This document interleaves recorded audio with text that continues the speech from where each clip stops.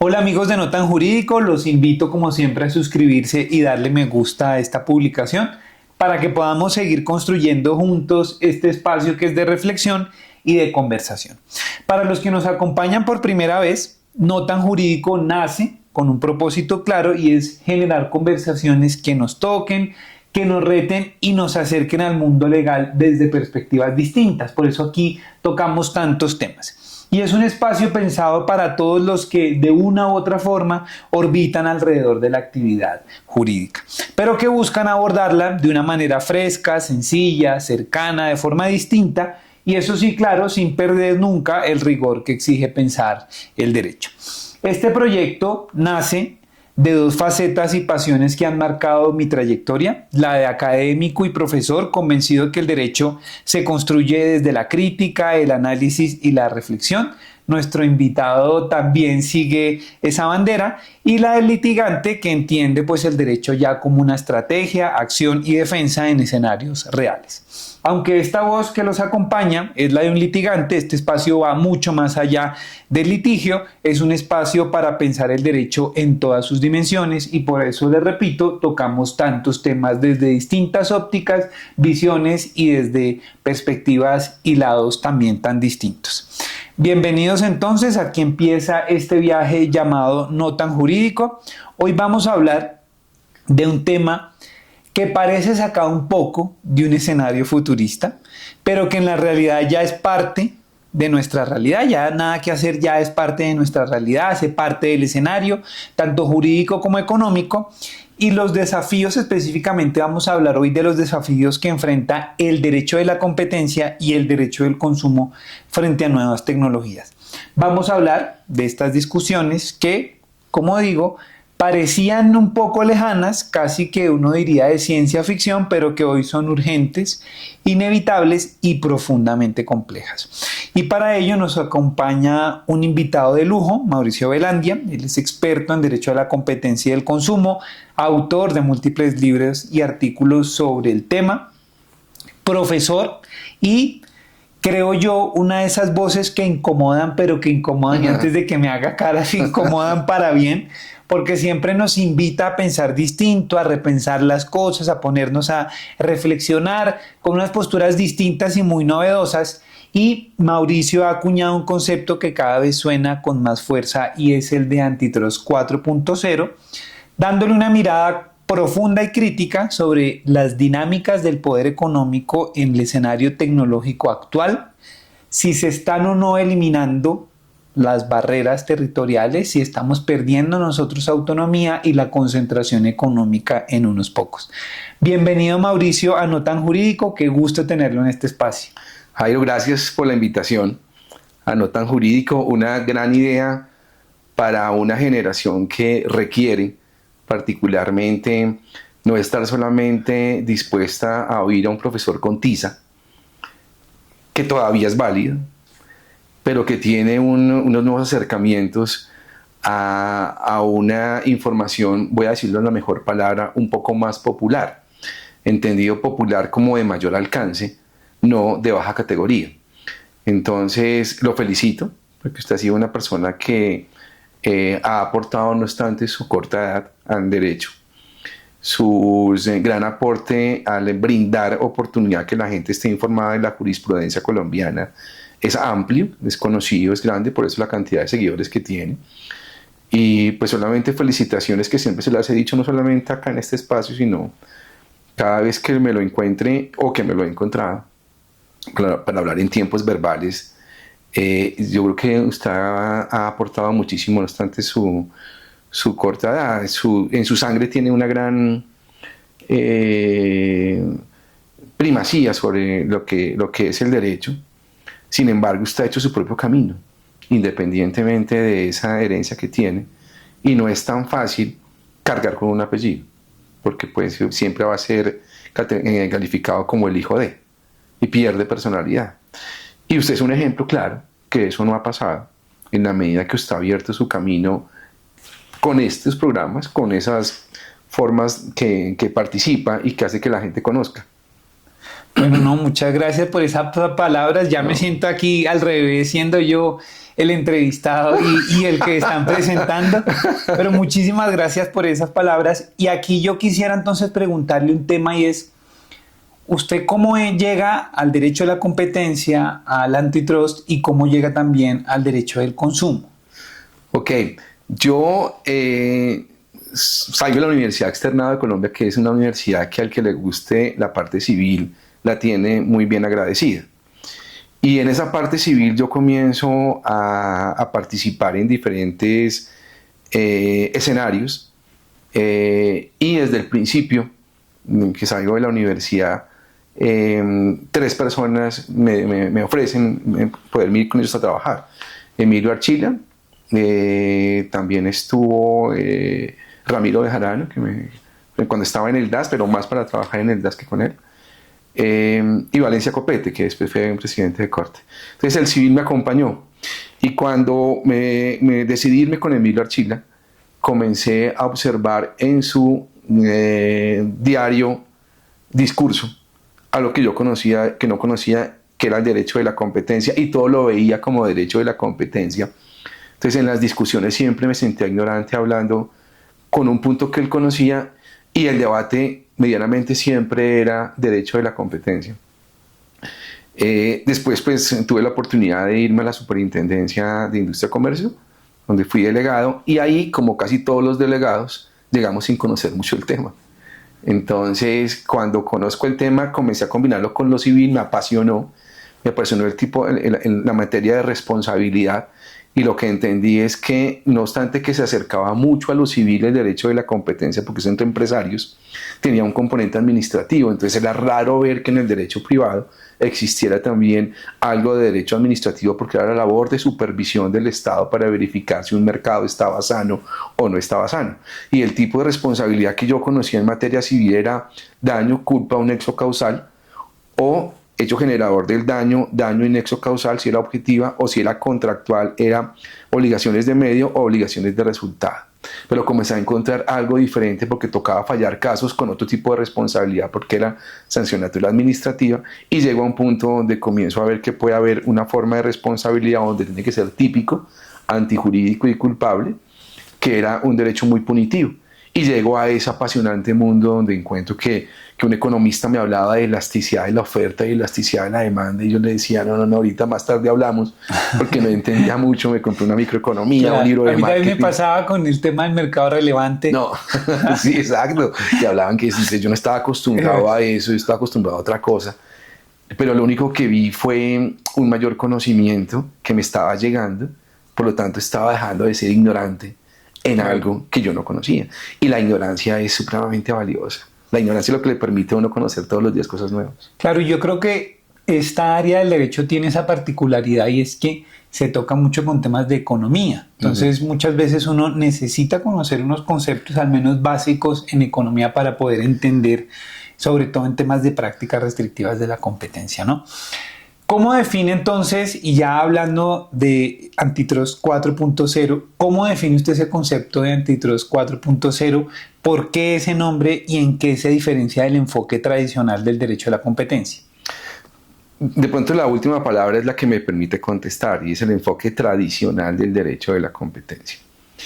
Yo creo que en materia de mercado, y en materia educativa, y en materia de empresarial, con el paso del tiempo las cosas han ido cambiando.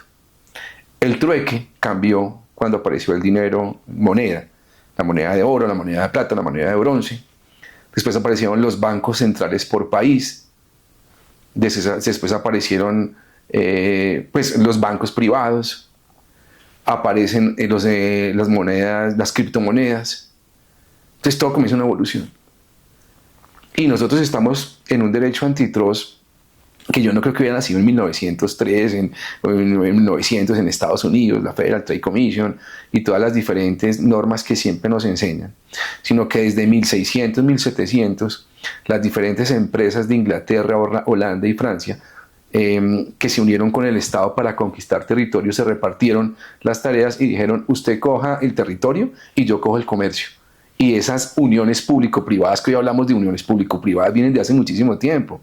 Y el derecho y los monopolios vienen de hace muchísimo tiempo. La guerra del té o la revolución del té que sucedió en Boston en algún momento, ocurrió porque en Estados Unidos no permitieron que llegara el té, que era un monopolio de Holanda, que llegara, y hubo una revolución por los impuestos y trajeron té de otra parte. O sea, hubo una barrera a la entrada.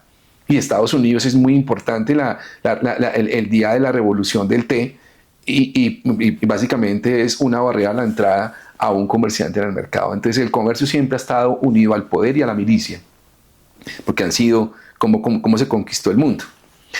Entonces, con esa evolución que ocurre con muchas cosas, como la de uno, que uno a los 15 es uno, a los 20 es otro, a los 30 es otro, a los 40, yo ya tengo 55. Que es otro, que muy es distinto otro, a sus 20. Entonces ya tengo otra forma de pensar y ya mis peleas son otras, ya la risa, lo que hago todos los días, me causa más risa que incomodidad. Entonces, pienso que también el derecho antitrust está muy quedado. El primer punto, de donde sale todo. Y es, lo tradicional es que un empresario no quisiera tener posición dominante. Es una locura. Porque la posición dominante es un premio al mejor. La competencia tiene que tener un ganador.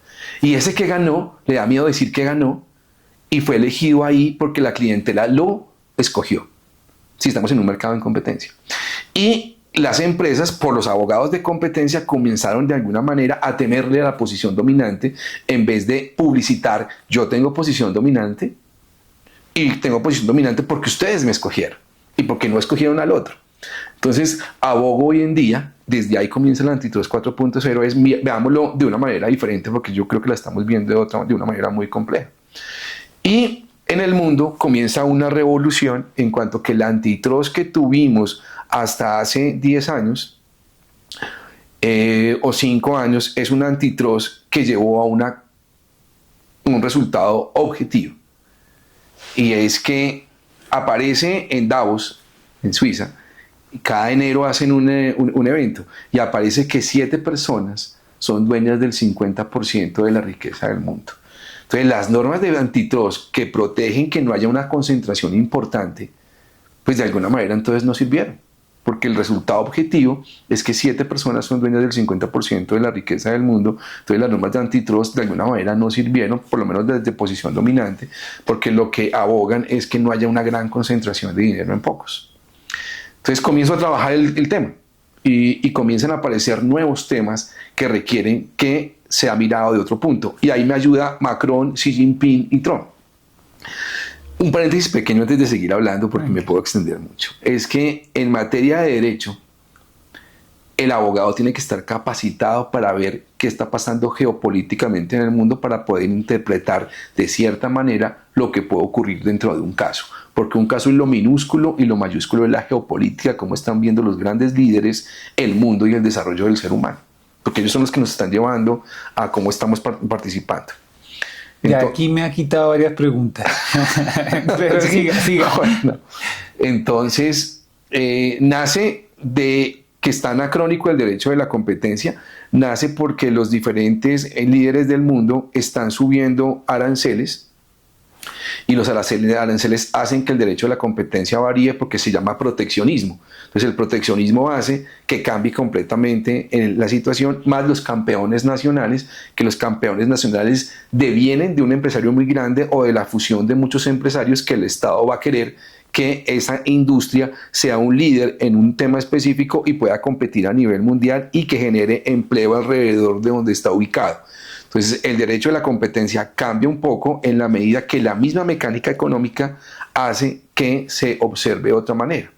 Ok, pero ¿qué momento específico que usted diga, oiga, de pronto vio una noticia, vio algo en donde usted dijo, voy a empezar a hablar de estos temas y a decir, el antitrust como lo veníamos viendo debe cambiar? ¿En qué momento, digamos, usted lo resaltaría, y nuevamente por qué ese 4.0? Ok, el concepto de abuso de la posición dominante en su evolución me hizo dar cuenta que todo estaba cambiando. La posición dominante se había entendido como un concepto individual, pero en Europa nació un concepto que se denomina abuso de la posición dominante conjunta, y pum, se dio un paso adicional conjunta, entonces no es uno.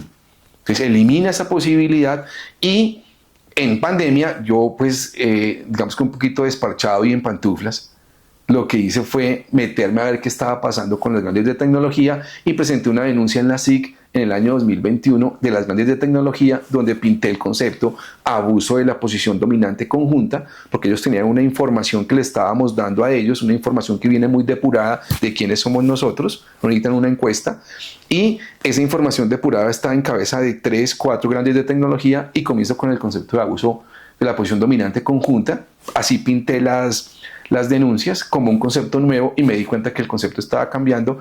¿Y por qué 4.0? Porque yo creo que genera un paso más allá.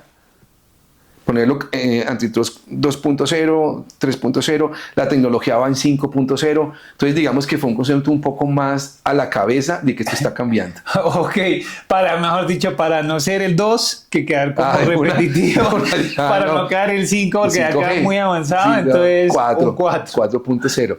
¿Y de dónde? Y que vi que todo iba a cambiar. Es que además que yo sé y entiendo, de lo que sé, que a usted le gusta el tema de los números y todo eso, como todo el tema detrás de los números, entonces me imagino que también ese 4 detrás, tal vez nos quiera decir existió una razón. Sí, no lo puse más adelantado porque sonará más, esto va a cambiar. 2.0 era ahí al ladito, 3.0 como que bueno, 4.0 era como más potente. Y en esto que trabajamos nosotros, de tratar de que quede grabada una imagen en la cabeza de otra persona, pues 400 era un poco más potente para lo que yo quería. Bueno, y cuéntanos un poco de esas denuncias, ¿en qué están? Las denuncias que nos contó. Pues no, pues mire, cuando se denunció esto ante la Super, pues era una denuncia de 1000 hojas. Yo intenté mirar en el mundo, que es la pandemia, yo intenté en el mundo qué estaba pasando. Y se denunciaron muchas cosas de lo que hoy pasa. El caso de los desarrolladores con Apple y las tiendas de aplicaciones es uno de los cargos, que acá pues es difícil hablar de eso en ese momento. Es que tanto Apple como la tecnología de Android también estaban de alguna manera cobrando lo mismo, el 30% a los desarrolladores, y estaban haciendo el caso de los que hacen juegos electrónicos en el mundo y que les cobran el 30% cada vez que hay un descarga de aplicación o de una parte. También tenía el punto que tiene que ver mucho con consumidor y con derecho civil. Yo no he visto este argumento en otra parte del mundo, y es que en los términos y condiciones se menciona que el servicio es gratuito de Google y de Meta.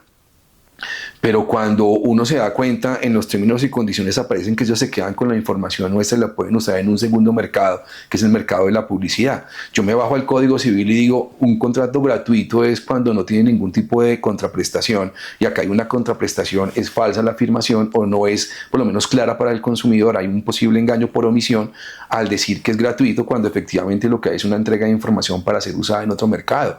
Y eso en materia de consumo y en materia de la SIC, en otros casos ya se ha sancionado a mucha gente porque no es claro los términos y condiciones y están de alguna manera haciendo caer al consumidor. Es otro de los cargos. El siguiente cargo es cómo de alguna manera Meta y Google. Meta tiene posición dominante en el mercado de la red social. Sí. Ahí tiene casi el 90% o como el 80% entre el 80 y el 90% de participación de mercado. Y coge esa información y la usa en un segundo mercado que se llama mercado vecino o mercado, mercado vecino, que es el mercado que está al lado justo donde yo tengo posición dominante, y ellos abusan de la posición dominante en el segundo mercado porque están usando una información sin haber pagado ese insumo al consumidor, compitiendo con otros medios de publicidad que les toca pues buscar cómo se encuentra ese insumo. Claro, yo creo que ha cambiado mucho varias cosas. La primera, y ahí como dicen, cuando es gratuito uno o la información de uno termina siendo el pago. 2, uno no mira los términos y condiciones y en realidad da un montón de licencias.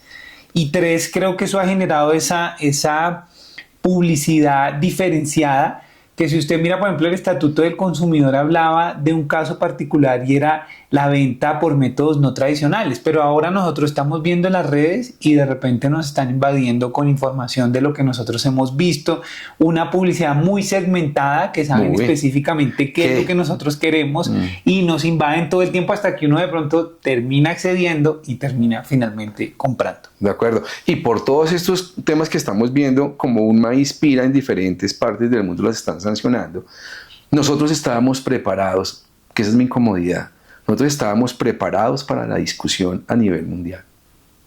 Y hubiésemos podido estar en otro nivel intelectual de derecho de la competencia y del consumo si la superintendencia de ese instante hubiese abierto la investigación. Usted y otras oficinas de abogados serían quien defenderían a esas grandes empresas, porque yo estaba del otro lado, yo estaba denunciando, a mí nadie me está pagando por esto.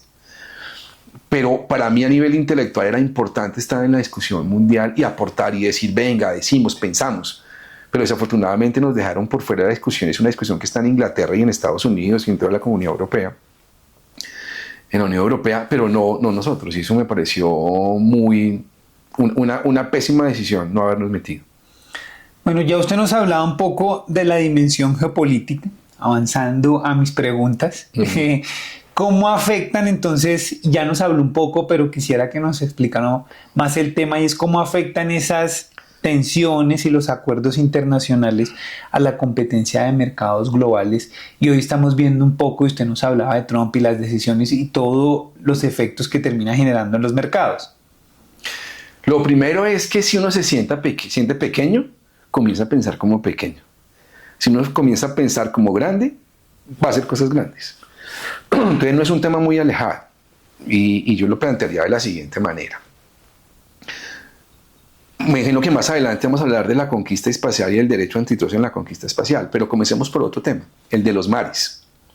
Y es, hoy en día la pelea por los mares está centrada en los puertos y en las rutas, que afecta a un país en cuanto a su puerto y la ruta, cómo está llegando y cómo es el costo y cuándo uno es sustituto de un puerto o no. Miren el caso de Panamá, y es que la primera decisión de Trump fue decir, ojo con el canal de Panamá, y le dice a Xi Jinping, esa ruta es mía. Y Xi Jinping desde hace unos 5 años, 6 años o más, haciendo la nueva ruta de la seda, de la seda. Entonces la ruta de la seda poco a poco y dice por dónde voy, y por ahí arma un puerto en Perú. Y se apropia de un puerto en Perú. Construye un puerto en Perú. Y la guerra hoy en día que está al lado de Filipinas, todo el Pacífico, donde Trump y Xi Jinping están peleando por quién va a manejar el Pacífico. Sin perjuicio de ver cómo la guerra de Ucrania con Rusia ataca las ciudades portuarias de Ucrania para los puertos, porque también allá hay una guerra del Mar Negro. Entonces, miren que a nivel mundial la situación de comercio, todo entra por el mar. La gran cantidad de cosas no entran por avión porque el avión es mucho más costoso. Claro, entonces, puerto, logística, hasta la ciudad. Entonces llega algo Buenaventura, la logística para que llegue a Bogotá es grande, Santa Marta, Barranquilla, Cartagena, la logística y el nivel de logística, el nivel de puerto, quién va a manejar el puerto, qué barcos están llegando, si de Asia o del Atlántico. La situación de Panamá es bien particular. México quiere meterse porque la otra forma de unir Pacífico y Atlántico es por México. Entonces México está levantando la mano a ver si crea una ruta diferente. Entonces es quien tiene la posición dominante de un océano, por ejemplo, y esa posición dominante cómo me afecta a mí como país, porque me van a generar un mundo de costos para mis connacionales que tienen lo que llaman el excedente del consumidor. Para explicar rápidamente el excedente del consumidor, ¿cierto? Para que la gente lo entienda, es que si yo pago 5, me devuelven 2 por un bien, entonces se quedan con 5, me devuelven 2, esos 2 son el excedente del consumidor, y si está muy cara los bienes, a la final lo que hacen es que el excedente es menos, por lo tanto el salario mínimo legal vigente de un país comienza a reducirse en la medida que los precios estén altos. Claro. Y por lo tanto hay que verificar de dónde vienen. Entonces, ¿quién tiene el dominio de los mares y quién se va a quedar con el dinero? ¿Esos billetes no me los va a dejar? Sí. Sí, pero más tarde, de acuerdo a las preguntas.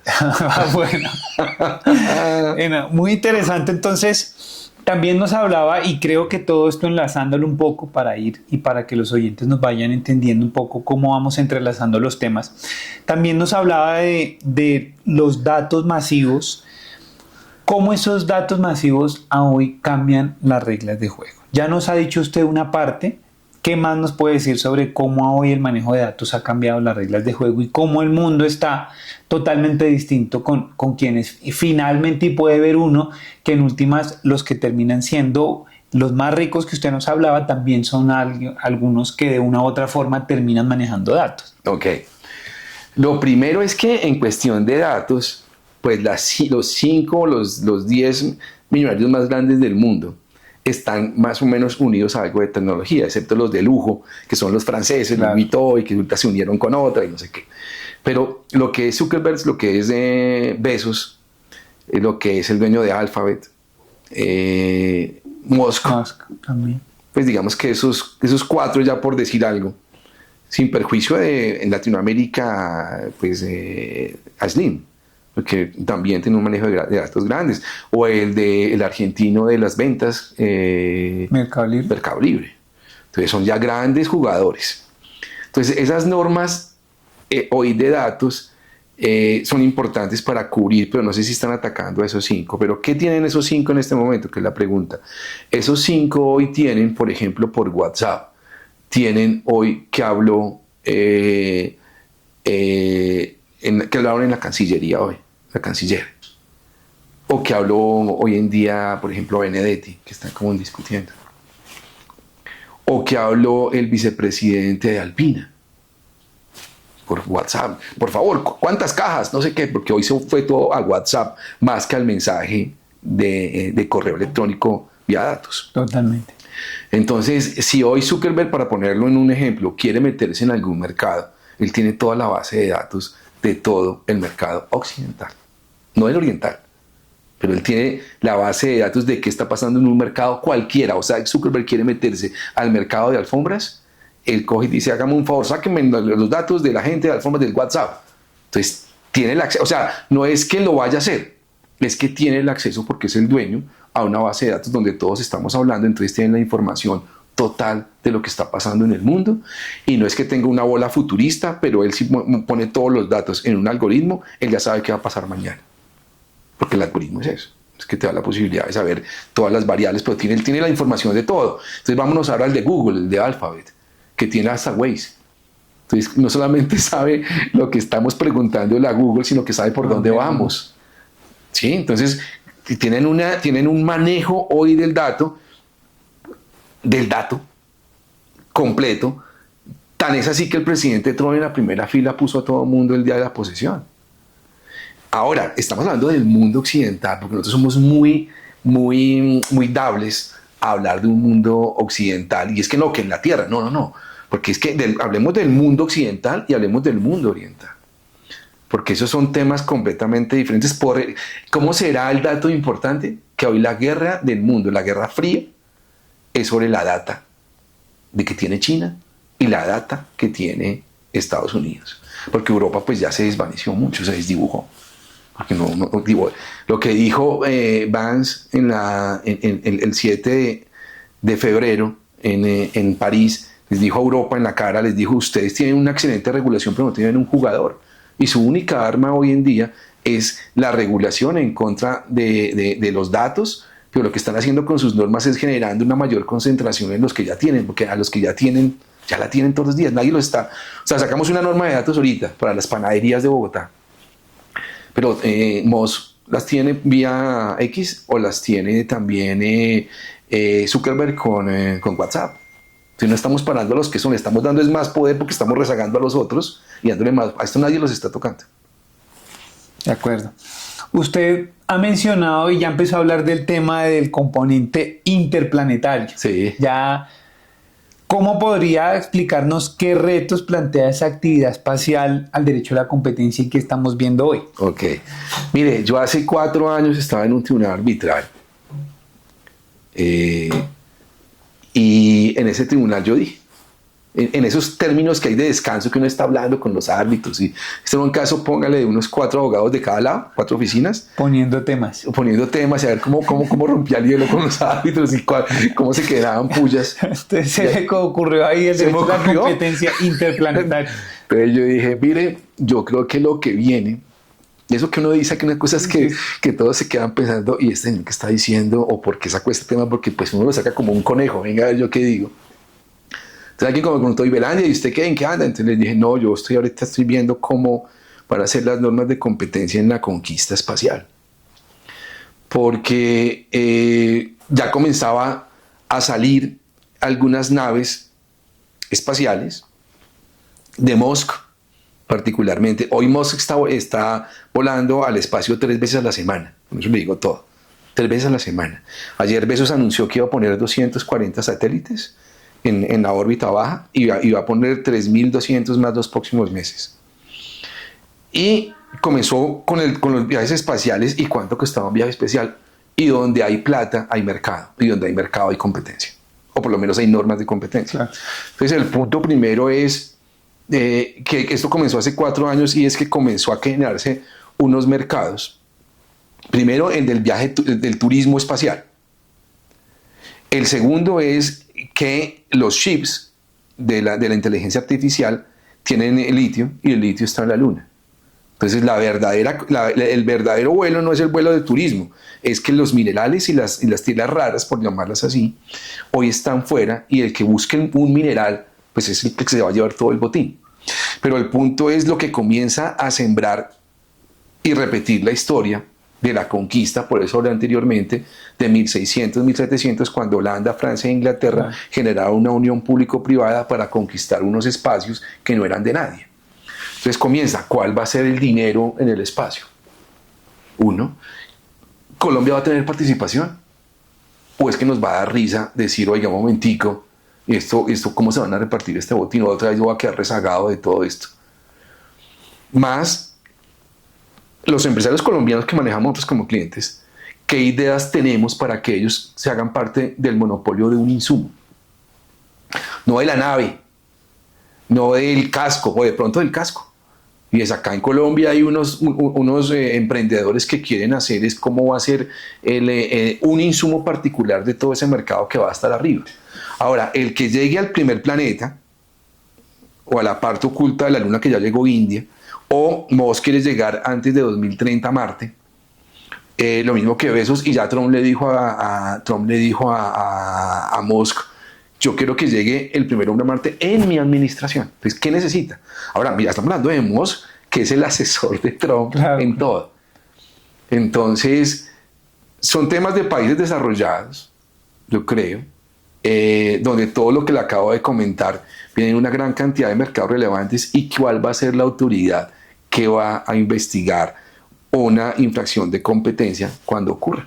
Claro, nos deja con muchas reflexiones, como seguramente dejó a los árbitros en ese momento. Estaba que le daba risa, yo me di cuenta que se moría de la risa. No, es un tema de verdad muy interesante, y de verdad que lo ponía a uno a discutir. Me da risa imaginarme el escenario donde usted les pone el tema y... pues no, ese día pues los que estaban ahí, pues no, que pues Mauricio vaya, descanse. pero mire, hemos hablado de mares, que no es alejado lo que estoy diciendo, porque es que The Economist hace unos 4 meses su portada fue pelea de mar, que es la que viene. La pelea por el espacio es en la que están todos. China, todos quieren volar y quieren salir, mientras acá estamos en la de Catatumbo, que nos tocó esa.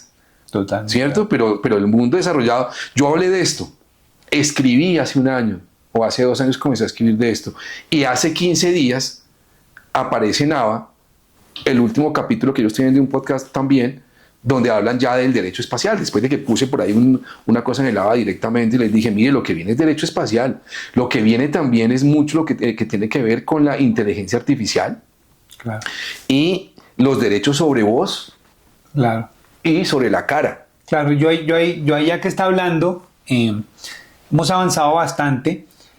Quisiera de pronto que habláramos de eso de la cara, pero también cómo puede dificultar el tema de la inteligencia artificial. Creo que otro tema es, usted decía, la conquista de los mares, la conquista del espacio. Creo que se viene otra conquista también, y es la conquista de nosotros con las biotecnologías. ¿Cómo podríamos mejorarnos? Y que algunos incluso señalan que el avance de las neurotecnologías va a diferenciar mucho más esa brecha social, y mucho más también la diferencia entre países desarrollados y subdesarrollados, y quién puede acceder a esa tecnología para mejora de las personas. Entonces, ¿cómo todo esto cambia, digamos, la perspectiva y la detección, el análisis y la regulación del derecho a la competencia? Sí, el derecho a la competencia tiene un punto en particular, es que se basa en segmentos económicos. Es una clase de responsabilidad, una forma de responsabilidad especial, yo creo, donde se cuida un mercado relevante. Entonces, a medida que nazcan mercados relevantes nuevos, el derecho a la competencia es vivo en esos mercados relevantes nuevos. Entonces, viene, para ponerlo un poco en la pregunta, y es, viene algo que tiene que ver de alguna manera con la robótica. Y ese nuevo mercado relevante, porque es que la robótica no existía, solamente existía a partir de 1914 porque un actor, yo no sé, se inventó el término robot, porque desde ahí viene. Pero entonces ya el robot se comienza a clasificar en diferentes formas. El cyber, que es el que tiene un brazo biónico, pero el resto es humano. El humanoide, que es completamente robótico, pero con forma de humano. Y ya la máquina, que la máquina pues tiene inteligencia artificial, pero no tiene forma humana, ni tiene nada que ver con el ser humano. Pero póngale entonces ahora al ser humano. Y el no tan jurídico, que se va a volver jurídico, es que van a llegar algún día a inmigración. Entonces le dicen, demuéstrame su pasaporte, ¿usted es humanoide? ¿Usted es un cyber? ¿O usted es humano? ¿O usted qué es? Porque va a llegar un punto donde la diferenciación va a ser muy poca. En Pekín, en Beijing, en la semana pasada hubo un maratón de Beijing. Y en el maratón de Beijing corrieron las personas y sacaron 40 robots a competir en el maratón. El humano llegó a 1 hora 20. El robot, porque no es humanoide, es un robot, llegó a las 2:40, pero llegó. Llegaron 5. Los otros en el camino se despacharon, pero es por donde vamos. Entonces nace un nuevo mercado relevante, que es el mercado de la robótica. Y el antitrust, ¿cómo viene ahí? Entonces, yo me considero igual que un inglés.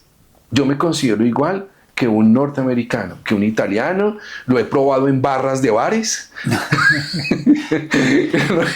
Lo he probado en diferentes aspectos. Y ganador, a veces pues bueno, uno se va perdedor, no siempre. ¿Cierto? Pero entonces digo, pues no, pues de igual a igual. Yo no tengo problema con eso, la verdad. Y intento siempre transmitir el concepto de ganador, de posición dominante ganador. Ganó. Entonces, pues ganó, tiene el derecho a ganar. Entonces creo que de estos temas podemos hablar, y es del mercado relevante robótico y lo que viene. Entonces, ahora ¿qué puedo para terminar de contestar?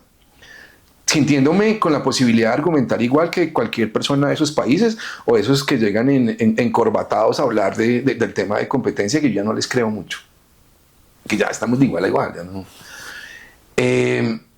Por eso hablo de pastores, en muchas partes he hablado de pastores, yo no comparto mucho ni al pastor ni al monaguillo menos. Entonces viene un punto que Flavia, la sexóloga, un día me entrevistó, que me pareció interesantísimo cuando fui a hablar allá del robot sexual. Pero ¿a qué venía todo esa? Para que me entiendan un tema a veces llama la atención, me toca inventarme otro tema.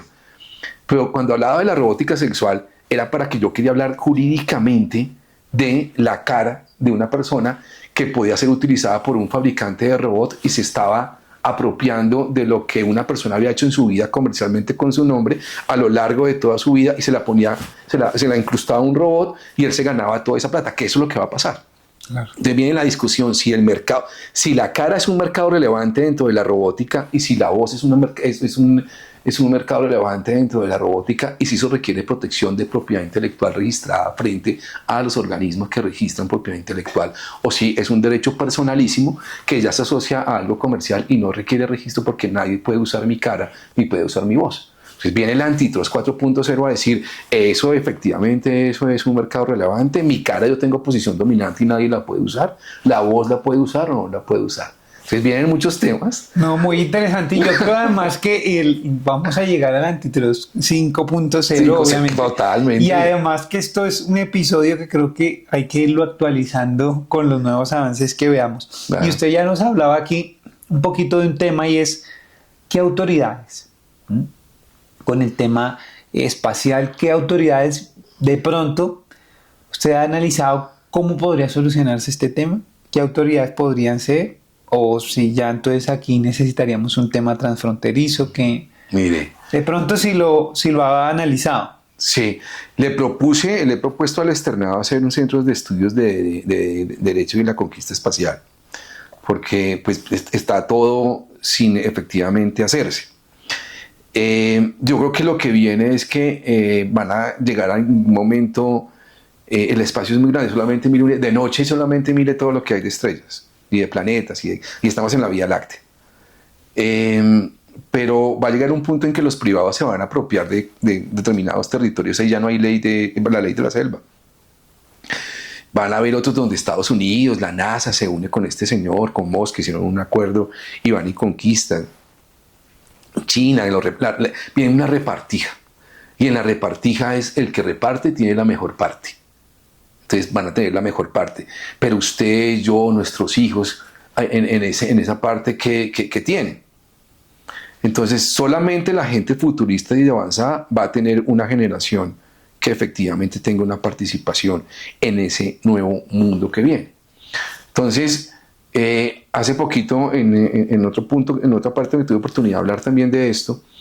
Yo creo que hay alguna autoridad del mundo de competencia puede levantar la mano y decir, venga, esto, ¿cómo es? ¿Cómo es? Yo ahí cómo participo. Yo ahí qué tengo que hacer. Yo soy observador de esto. ¿O qué es? Y lo que le estoy diciendo, deberíamos mirar desde el punto de vista antitrust, campeón nacional, que no hemos hablado del fondo del antitrust 4.0, son campeones nacionales y proteccionismo, ya para bajarlo a que la gente que es amante del tema lo hablemos verdaderamente qué significa eso. Pero yo creo que Colombia y sus empresarios se deberían preparar para nuevos mercados que hay. Usted y yo deberíamos decirle, venga, nos sentamos y miramos en qué quieren ustedes tener posición dominante y yo se la protejo. Porque es lo que hacemos nosotros como abogados, es los que tengan posición dominante, venga, yo les digo en qué no pueden hacer y qué pueden hacer más y vámonos por fuera del país a conquistar otro país.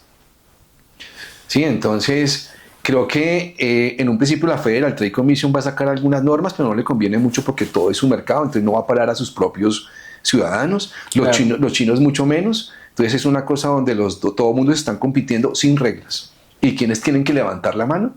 Como en las vacunas COVID. En las vacunas COVID, ¿qué ocurrió? Inglaterra saca una vacuna que vende en Europa como a $4 o a $2.50 y cuando llegan a Latinoamérica llegan a 6. Pero ¿quién se iba a quejar? Los de la Unión Europea no, ni Estados Unidos. ¿A quién le correspondía quejarse por esa discriminación? A Colombia. Pero no se quejó. A Colombia o a Latinoamérica. Yo puse una denuncia en la comunidad andina contra las 3 grandes farmacéuticas por la discriminación que tuvimos en que fuimos los últimos en vacunarnos. Y como acá es difícil que alguien tenga una nueva idea, ¿sí? Y que sea apoyada, porque acá lo que uno está con una nueva idea lo que termina es golpeado. Y hay que tener la piel dura para poder decir, esta es la idea y la voy a defender y la voy a seguir diciendo y no me importa ustedes qué piensan porque finalmente uno no quiere el reconocimiento de nadie. Cuando usted necesita el reconocimiento de alguien, usted perdió el año. Entonces creo que ¿Qué autoridad para contestar? Yo creo que va a requerir muchos papers, comenzar a escribir sobre eso. Creo que de pronto va a haber algún Milei con una nueva idea. No digo porque sea amante de Milei, sino que Milei está sacando nuevas ideas. Entonces todo el mundo dice, sí, mire lo nuevo, mire. Y siempre lo novedoso causa cierta oposición por la culpa que siente el que no pensó esa idea. Claro. Muy interesante. Creo que aquí de pronto le pediría, ha generado obviamente muchas reflexiones, ponernos a pensar y a esos estudiantes, profesionales, cualquier interesado que nos escuche, de pronto, ¿qué lecturas o qué le recomendaría para profundizar si les gusta estos temas del antitrust 4.0 y estas nuevas teorías de la competencia y cómo está cambiando el mundo y qué viene? Bien. Lo primero es que yo creo que es importante que el concepto de campeón nacional lo entiendan ya. El campeón nacional tiene que entrar en la regulación nueva de derecho de la competencia tan pronto se regule nuevamente el tema en Colombia. No lo dicen en el mundo, pero lo van a hacer. ¿Por qué? Porque el campeón nacional nace protegido, nace con ayuda estatal. Entonces, el tema de Antitrust 4.0 contiene un concepto nuevo de ayuda estatal, que es cuando el Estado da plata para la empresa. ¿Por qué? Porque el Estado está en el mundo, los diferentes países desarrollados están dándole plata a una industria del Estado para que esa industria del Estado sobresalga Entonces, primer punto, hay que meter el tema de campeón nacional como una nueva definición en el artículo 45 del decreto 2153 del 92 y hacer un capítulo especial a cuando un campeón nacional es anticompetitivo como soberanía nacional, pero con protección. Entonces, el concepto de campeón nacional contiene algo que se llama protección. Después viene un concepto que era más de comercio internacional, que se llaman los aranceles. Pero ese concepto de aranceles comenzó a ser parte del tema del derecho a la competencia porque Trump desnudó lo que estaba muy oculto. Es que Trump dice aranceles para todos, pero eso estaba desde Biden, eso estaba desde hace muchísimo tiempo, que estaban poniendo aranceles para China en chips o estaban poniendo aranceles en todas partes, pero ese tema tiene que entrar en el tema de la competencia y tenemos que hablarlo, eso existe. Entonces, cuando hablo de Antitrust 4.0 es que se requieren nuevas definiciones y nuevos supuestos fácticos acerca de esas dos definiciones que se llama aranceles, proteccionismo y campeón nacional. Entonces, estos nuevos estudiantes de Derecho a la Competencia van a ver el antitrust tradicional, acuerdos, carteles, que no se lo sabe de memoria, todavía hay exposiciones que carteles, que ya para qué, ya está ahí, ya sabemos qué significa. Pero hay unas nuevas figuras que están haciendo que el libre mercado cambie, porque el derecho antitrust depende del libre mercado. Y mire lo irónico, hay normas de antitrust en China que tienen un concepto diferente al libre mercado, pero la empresa existe, mercado existe. Entonces, el tema de antitrust cambió mucho en la medida que el proteccionismo lo hizo cambiar. Acá no lo estamos viendo. Acá estamos castigando en la Corte Suprema y en la Corte Constitucional empresas que están protegidas de alguna manera. En el caso de los licores, que es un caso muy álgido, lo que hay es que hay un proteccionismo departamental para que el departamento tenga una industria y una fábrica que dé empleo alrededor.